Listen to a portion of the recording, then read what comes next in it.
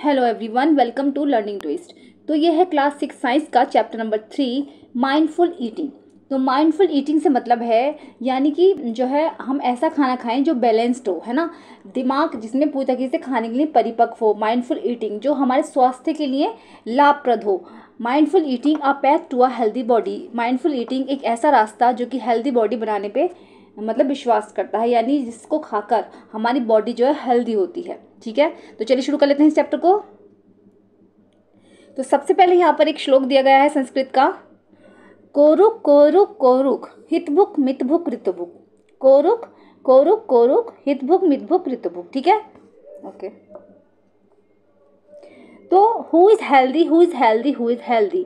कोरुक का मतलब है कौन हेल्दी है, कौन स्वस्थ है, कौन स्वस्थ है, कौन स्वस्थ है।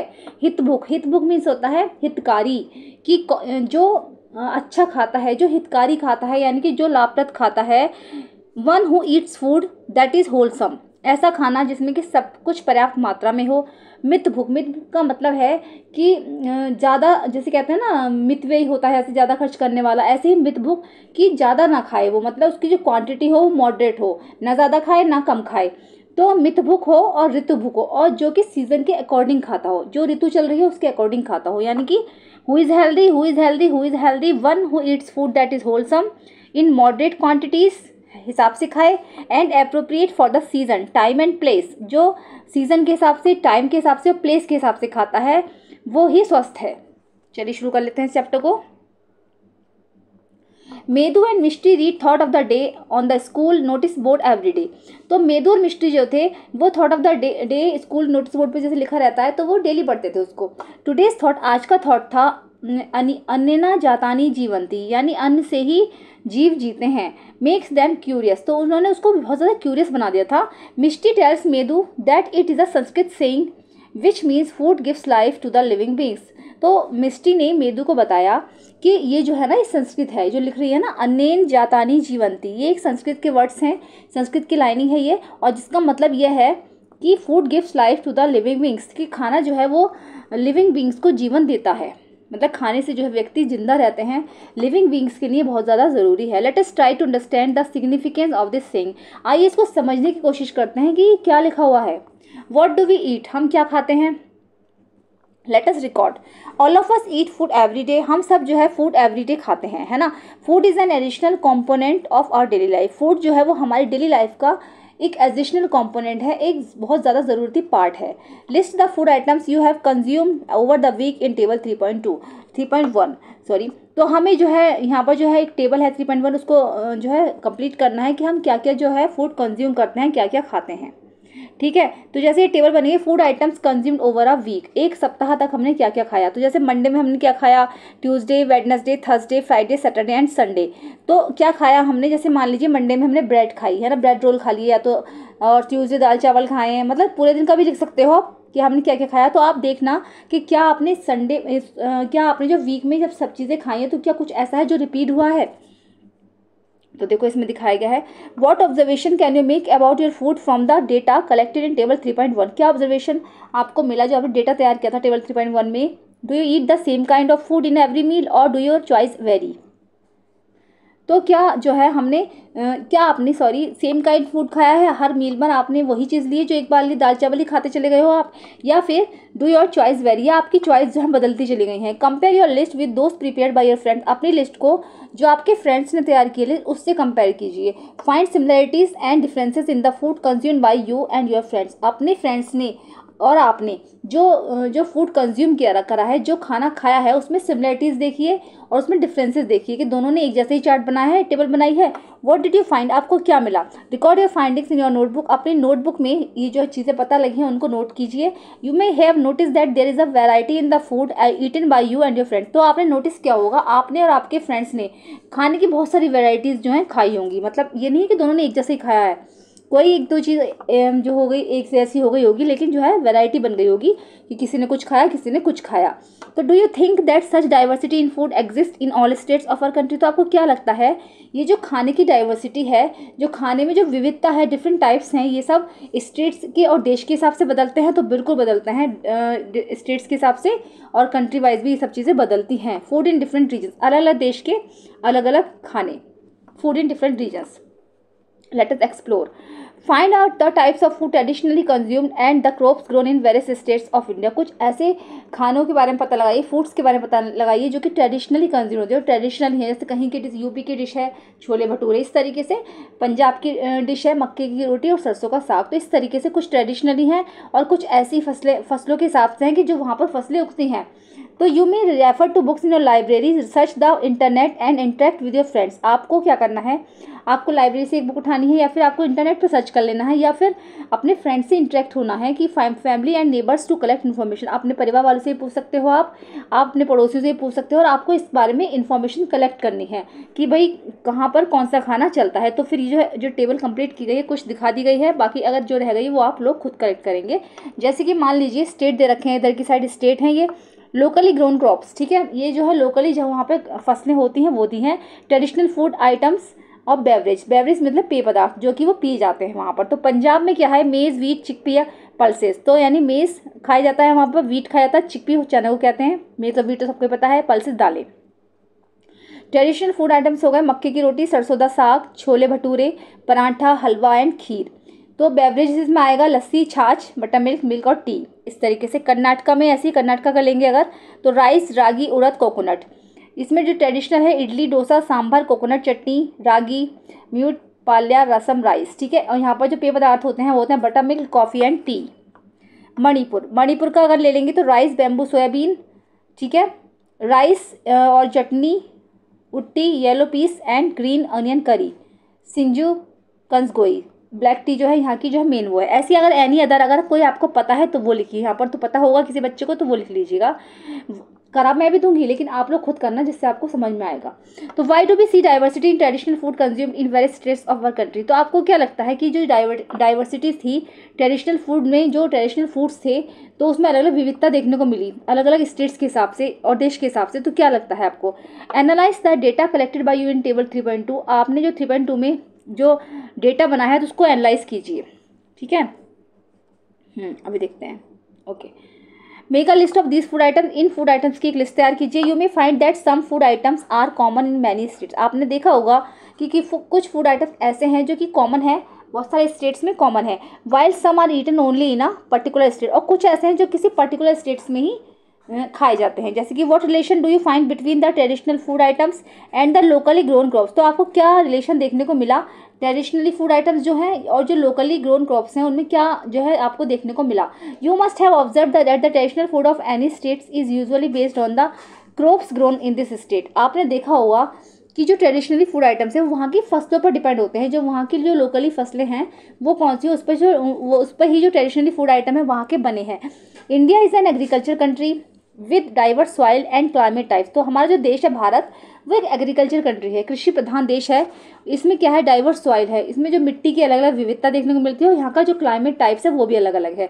Various crops are grown in this different region depending on the soil types and climatic condition. तो यहाँ पर क्या है, अलग अलग तरीके की फसलें उगाई जाती हैं क्योंकि यहाँ पर मिट्टी अलग अलग है और यहाँ पर क्लाइमेटिक कंडीशंस भी अलग अलग होती है। तो यहाँ पर जो है अलग अलग तरीके की फसलें उगाई जाती हैं, इसलिए खाने में भी डाइवर्सिटी देखने को मिलती है।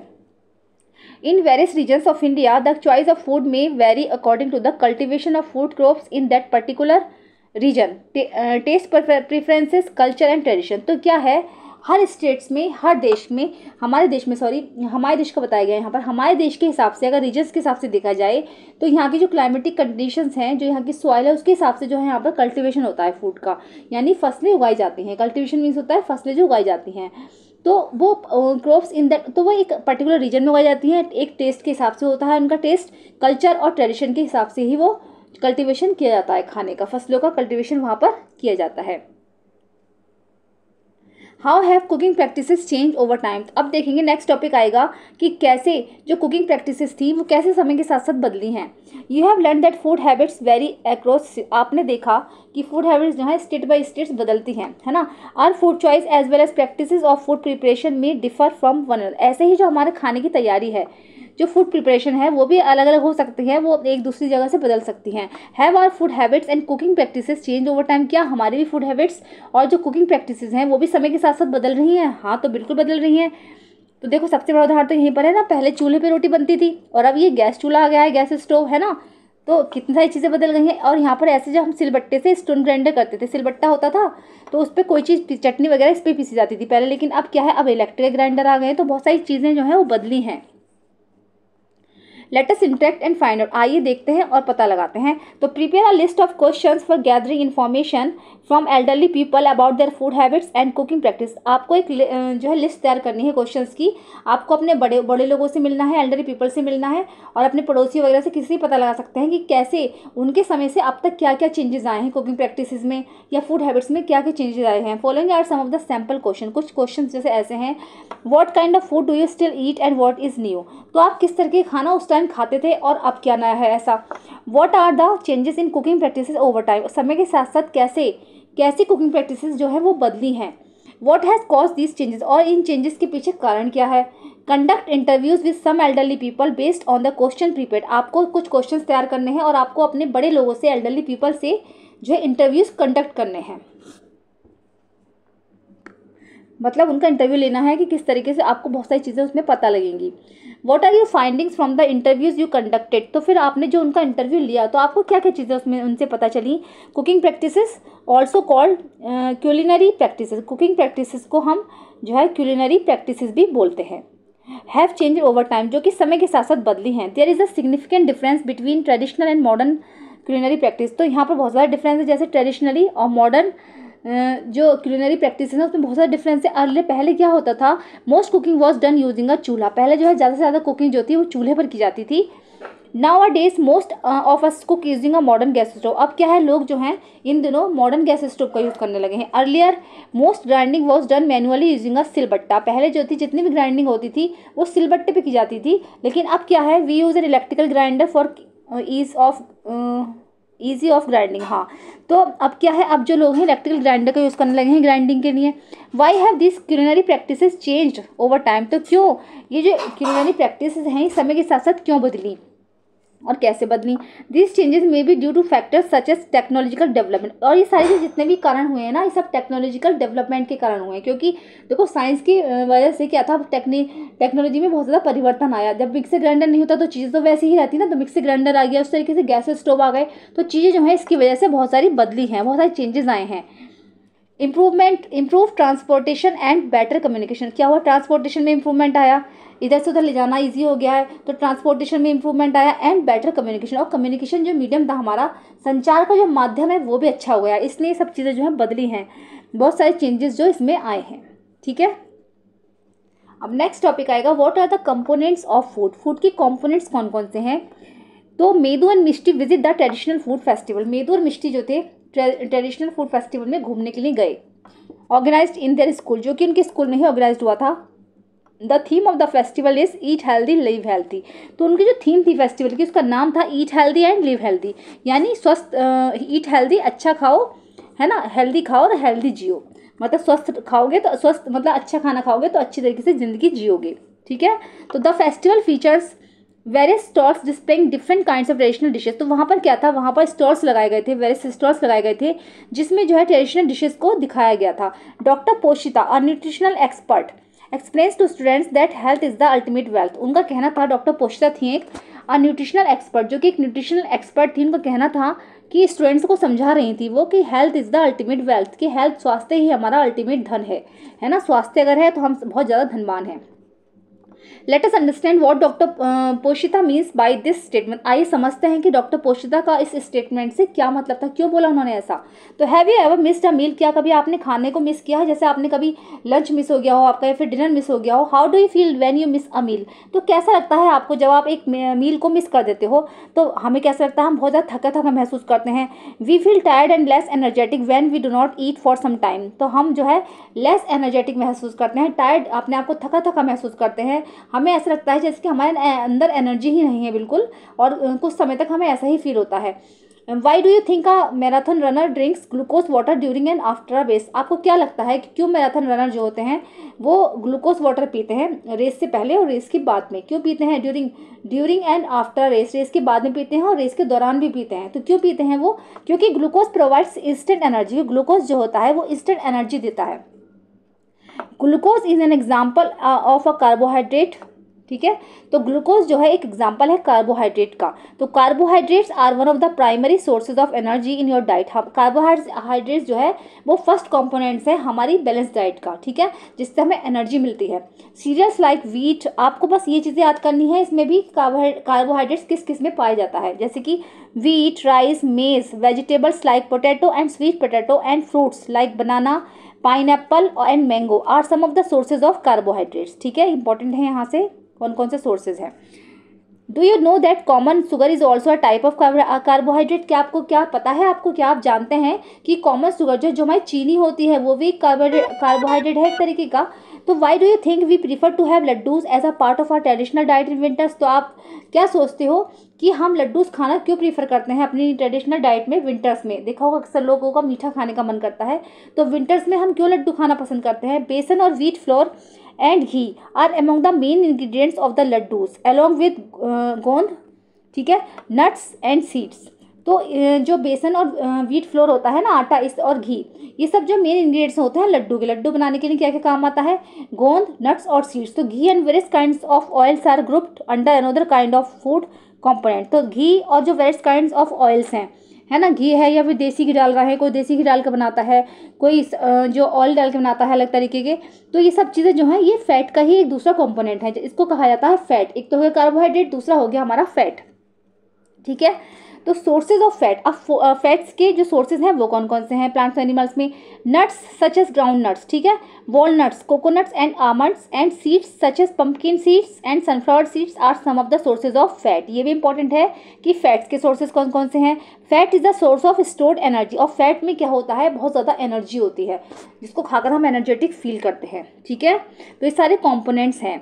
सम सोर्सेज ऑफ फैट्स, अब फैट्स के सोर्सेज कौन कौन से हैं। देखो बटर है, बटर हो गया, pista cheese, sunflower seeds, walnut, groundnut, soya beans, sesame seeds, cashew nut, almonds, curd, ये याद करना कौन कौन से इनके सोर्सेज हैं। Carbohydrates and fats provide us energy for performing various activities. Carbohydrates और फैट्स जो होते हैं वो हमें बहुत ज़्यादा एनर्जी प्रोवाइड कराते हैं जिससे कि हम अपनी अलग तरीके की एक्टिविटीज़ को अच्छे से परफॉर्म कर पाएँ। Therefore they are called energy giving foods, इसीलिए इनको एनर्जी गिविंग फूड कहा जाता है। किस किस को कहा जाता है, कार्बोहाइड्रेट्स और फैट्स रिच फूड जो होता है, जिसमें कार्बोहाइड्रेट्स प्रचुर मात्रा में है और फैट्स ज़्यादा प्रचुर मात्रा में है, इसीलिए उसको जो है एनर्जी गिविंग फूड्स कहा जाता है। Identify more food items that are rich sources of carbohydrates and fats. तो आपको क्या करना है, आपको फिर पता लगाना है और ज़्यादा आइटम्स जो कि जिसमें कार्बोहाइड्रेट्स और फैट्स प्रचुर मात्रा में हो। चलिए आगे देख लेंगे।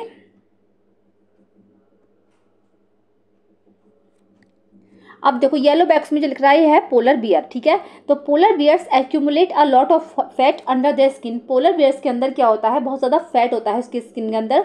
This fat serves as energy source. ये फैट जो होता है उसको एनर्जी प्रोवाइड कराता है। जब ये विंटर्स के दौरान लंबी स्लीप पे चला जाता है ना, हाइबरनेशन जिसको बोलते हैं, लॉन्ग विंटर स्लीप, तो उसमें इसको ये एनर्जी देता है, enabling them to survive without eating. और जिससे कि सोता रहता है विदाउट ईटिंग, बिना खाने के भी रह सकता है, इसको एनर्जी मिलती है क्योंकि इसकी स्किन में बहुत ज़्यादा फैट होता है। तो प्रोटीन और also an important part of our food. ऐसा ही अब आता है प्रोटीन, कार्बोहाइड्रेट हो गया हमारा, फैट हो गया हमारा, अब आता है प्रोटीन्स। तो proteins are also an important part of our food, ठीक है। तो milk products and pulses are good sources of protein. कौन कौन से होते हैं, मिल्क प्रोडक्ट्स एंड पल्सेस, दालें। Sports person and need proteins in larger quantities to build their muscle. Sports person जो होते हैं, जो लोग क्रिकेट्स वगैरह खेलते हैं या हॉकी प्लेयर्स वगैरह होते हैं, तो वो सारे जो होते हैं अपनी मसल्स को बनाने के लिए प्रोटीन्स का अच्छे से इस्तेमाल करते हैं। People get proteins from plants as well as animals. लोगों को जो प्रोटीन्स मिलता है प्लांट से मिलता है और एनिमल से भी मिलता है। Some excellent plant sources of protein are pulses, beans, peas and nuts.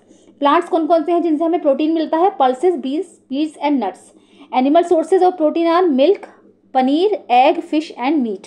Protein rich foods help in growth and repair of your body, ठीक है। अगर जिसमें खाने की प्रचुर मात्रा में प्रोटीन होगा तो वो किस काम में आता है, बॉडी की ग्रोथ और उसकी बॉडी की रिपेयर के लिए। जैसे कहीं बॉडी में हमारे कटफट लग जाता है ना, तो उसके काम में, रिपेयरिंग के लिए जो है प्रोटीन काम में आता है। तो आपने देखा भी होगा चोट वगैरह लग जाती है तो लोग कहते हैं कि भाई दूध पियो, पनीर खाओ, है ना, इस तरीके से। हड्डी कहीं पर फ्रैक्चर हो जाती है तब बोलते हैं पनीर ज़्यादा से ज़्यादा लो, कैल्शियम युक्त जो है प्रोडक्ट लो।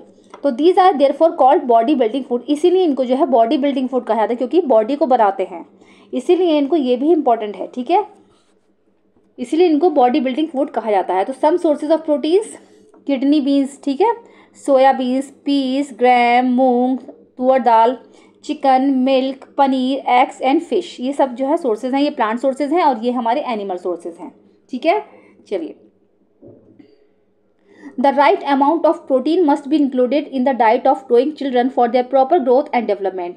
तो जिन बच्चों की ग्रोइंग एज होती है ना, ग्रोइंग एज होती है, तो उन बच्चों की ग्रोथ के लिए और उनके डेवलपमेंट के लिए जो उनको प्रोटीन की ज़्यादा से ज़्यादा मात्रा देनी चाहिए, मतलब उनका अमाउंट जो है प्रोटीन का अच्छे से होना चाहिए। Which of these food components are part of your daily diet. ठीक है, तो ये सारे आइटम्स जो हैं फूड कंपोनेंट्स हैं, तो क्या ये हमारे डेली डाइट का हिस्सा है? तो बिल्कुल हैं। ठीक है, ये आइटम हमारे डेली डाइट में होने ही चाहिए। ठीक है, चलिए। लेसन बहुत ज़्यादा लेंथी है, इसको वीडियोस में कवर करेंगे, पार्ट्स में कवर करेंगे इसको। ठीक है, तो चलिए, ये वाला पार्ट कैसा लगा है? अगर पसंद आया तो उसको लाइक करिए, चैनल पे फर्स्ट टाइम विजिट कर रहे हैं तो प्लीज़ सब्सक्राइब करिए, साथ में बेल आइकन भी प्रेस करिए। मिलते हैं नेक्स्ट वीडियो में। Thank you so much.